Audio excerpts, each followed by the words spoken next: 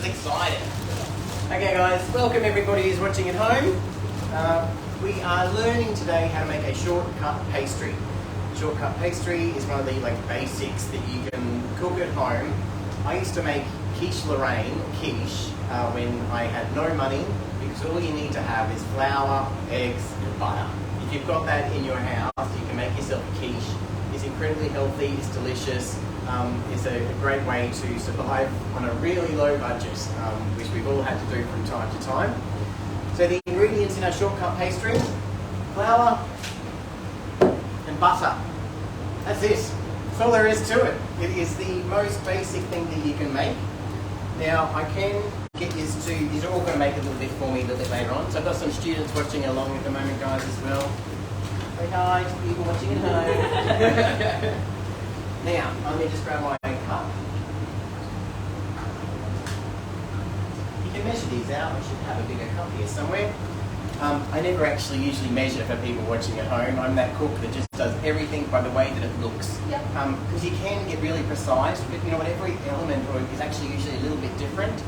You need to learn how to judge whether the food is ready or whether it is good by the way that it looks, by the texture, by the smell, by the colour, all of those sort of things, right? You don't just measure it up and expect that it's going to be perfect. Food does not work that way. So for the demonstration, I'm going to add about a cup. So I think this is about, so let's just go, woo, wow. About. See, really well and precise measurements. We got a colour-coded board system to prevent cross-contamination, right? So my bread and dairy all goes on with a white board. We don't pick up random boards. Some boards we use for meat, and I don't want to cross-contaminate anything that we put in our kitchen or in our bodies with bacteria. We keep people safe when we're cooking, right? It's very important. We've all washed our hands, very first step, right? You do not enter your kitchen, or you do not enter our kitchen without washing your hands with soap and warm water. Okay, so we've got our flour in our bowl. We get some cold butter. Don't melt the butter thinking you're going to be able to do it faster or easier. It must be cold. And don't watch my horrible knife skills for the people at home, because I'm a cook, not a chef, don't judge me. So, the idea is, right, we're going to get some cold butter and we're going to just break it up into small bits so it's a little bit more manageable.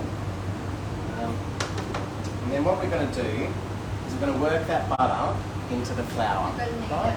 So you just sort of use your fingers to swoosh the butter in.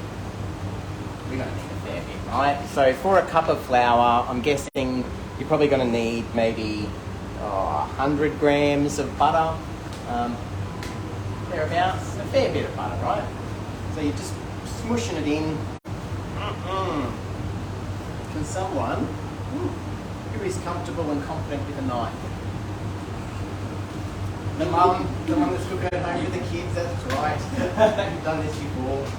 Okay, so we are going to I'm going to get you to cut up a little bit more of the butter for me, so I can keep on working this through. So the shortcut crust pastry I'm using today is going to be for a quiche Lorraine. Super basic, right? So a quiche is literally just eggs and milk. So we make our pastry, shortcut pastry, preheat that, pre-cook that in the oven, and then I make up my egg mixture, which is just eggs and milk, bit of salt and pepper, and I toss that in and put it in the oven. Not too high a heat, that should be enough. Not too high a heat for about 20 minutes, and voila, quiche. If you want to be a little bit fancy and put in your veggies and your bacon, so I like to put red onion, cherry tomatoes, mushroom, that's what's going to be in tonight's dish, as well as some bacon. Everything's better with bacon and butter. They're two Stephen's favourite ingredients, right? So you can see here now, right, if you look into this bowl, you can see how it's kind of getting this sort of yellow clumpiness to it, right? So I bunch it up, and it's got that texture now. And you can see that butter is really mixing through the flour.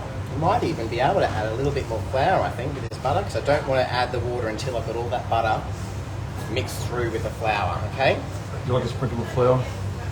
So I think you've got to give me a little bit more flour, because we've been a little bit too ambitious. I do love my butter. Just another cup? Yeah, sure.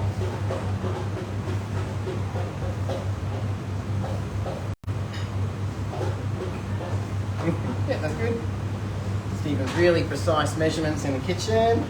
But again, you know, cooking's it's about watching your food. It's about having, you know, that passion, that relationship with what you're eating.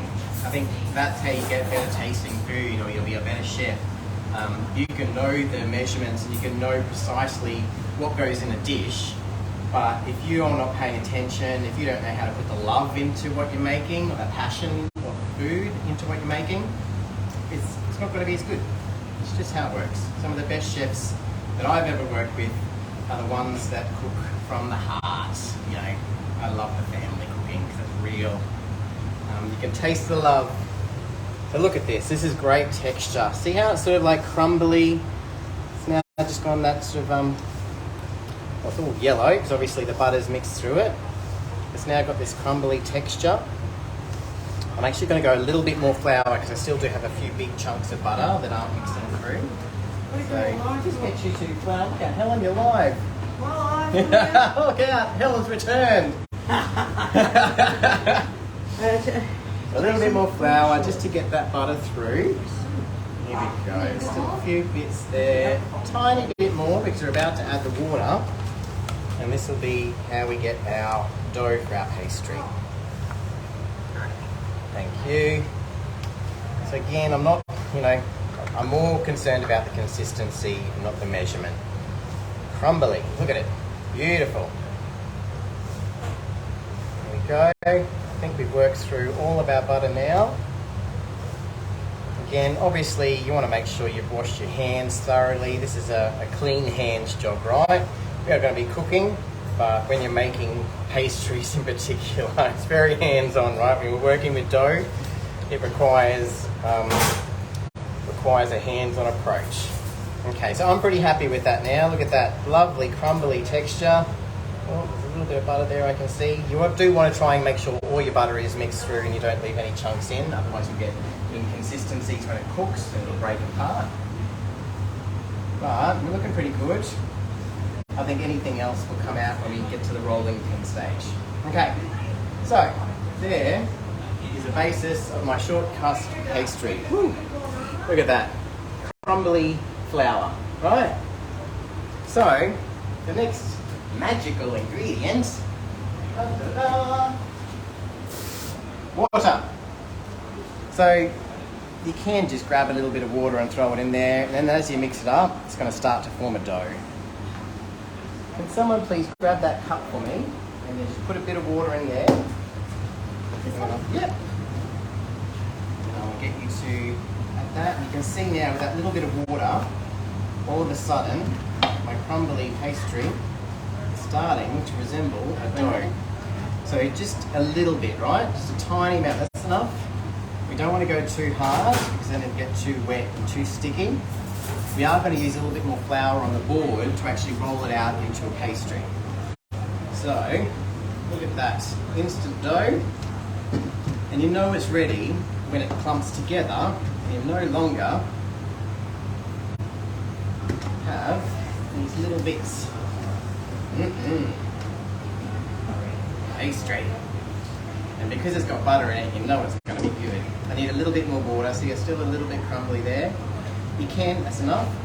You can also add a little bit of vegetable oil to give it a little bit more of an elastic texture.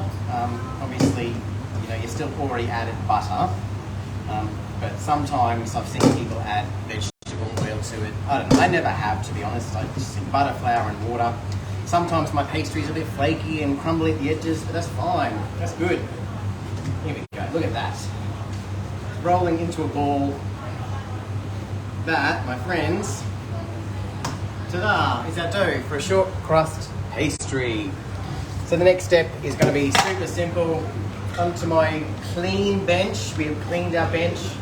I'm going to throw some flour around. It's fun and messy making pastry. Can you please grab me that rolling pin that's just there? So that's really like the crux of it, right? Now we come into the rolling the pastry out into something that we can use.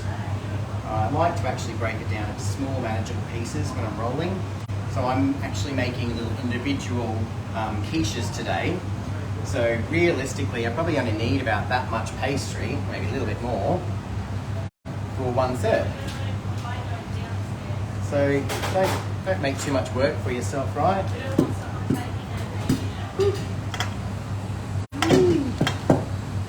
Okay, my messy pastry. Let's overlap it a little bit. Yep. A bit of flour. I'll keep it together. Stop it from sticking to my rolling pin. Let's flatten it out. Yeah. That. And then we'll make that, and I'm not going to see all my dodgy broken bits, but we're going to try and keep on rolling, adding a bit of flour, adding a bit of moisture until we need to create a nice flat pastry. It's lost its stick now with that flour. It's still falling apart, so I'm still just going to keep on playing with it, overlapping it, blending it together to form a nice solid pastry that can go into my muffin tin. Now, if you end up with lots of little pieces, don't dismay, right? Because you're still working with flour, butter, you're still working with the pastry, right? If we had our muffin tin handy, we could take up some little broken pieces to take our solid piece and start to line the tray, and then use our broken bits to fill it out and to make a solid pastry crust on our tin. And then I bathe it with a tiny bit of olive oil, stick it in the oven, and then just let that preheat, and there you have it. There's your shortcut pastry base, perfect for so many simple dishes at home. Flour, butter, eggs, and away you go. That's all, guys.